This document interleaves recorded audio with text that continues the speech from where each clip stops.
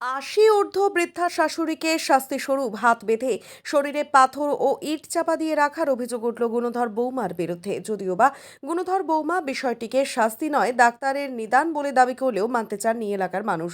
এমন এক বেদনাদায়ক ও অমানবিক ঘটনার ভিডিও ফুটেজ ছড়িয়ে পড়তেই এলাকায় ছড়ায় তীব্র চাঞ্চল্য।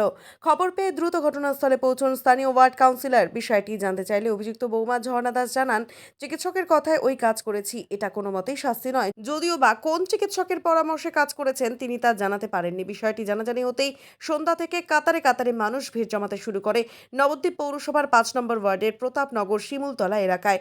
খবর পেয়ে সংবাদ মাধ্যমের কর্মী ঘটনাস্থলে পৌঁছলে তার ভুল হয়ে গিয়েছে বললেও পুরো বিষয়টি চিকিৎসকের পরামর্শেই করা হয়েছে বলে পরিষ্কার জানান তিনি। এদিকে প্রতিবেশী এক মহিলা ৮০ ঊর্ধ্ব ওই বৃদ্ধাকে উদ্ধার করায় গুণধর বৌমা তার উপর খড়গহস্ত হন বলে অভিযোগ। একবিংশ শতাব্দীর দোরগোড়ায় দাঁড়িয়ে এমন এক অমানবিক ঘটনায় হতবাক সভ্য সমাজ। ওনাকে উদ্ধার করেছেন ওই বাথরুমের সামনে থেকে। কি বলছিলেন উনি? তাহলে আমাকে বলছে আমি নিচে নামিয়েছি বলে কই তুমি এখন নামাবা না, তুমি কোলে নিয়ে দাঁড়িয়ে থাকবা। কেন? তোমাকে দাঁড়িয়ে থাকতে হবে, নাহলে হবে না এখন। উনি যে শাস্তিটাও দিয়েছিলেন সেই শাস্তিটা পূরণ হয়নি, তাই? কই তোমাকে দাঁড়িয়ে থাকতে হবে, তুমি এনেছো। ওই যে মহিলা যিনি মানে বৌমা, তার নাম কি জানেন? না আমি জানি না। আচ্ছা, এটা কোন পাড়া?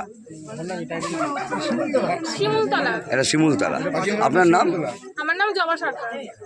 এটা কখন হয়েছে ঘটনাটা? আমরা এসে 7টার সময় এসে দেখি উনি ওখানটায় বসা আছে ওই বাথরুমের সামনে। বাথরুমের সামনে অন্ধকারে। আমরা শুধু এসে জিজ্ঞাসা করেছি দি কয়েকদিন চলো দি, তারপরে উনি 10-15 মিনিট পরে লাইটটা ধরায় বলার পরে উনার গায়ে পাথর, শিলপাটা, ইট চাপা দিয়ে রাখা হয়েছিল হাত পা বেঁধে। হ্যাঁ, জানতে পারলাম যে শাশুড়িকে দুটো পায়ে ইট চাপা এবং শিলপাটা চাপা দিনভর রেখে দিয়েছিল এক স্থানীয় প্রতিবেশী মহিলা, ওনাকে উদ্ধার করে।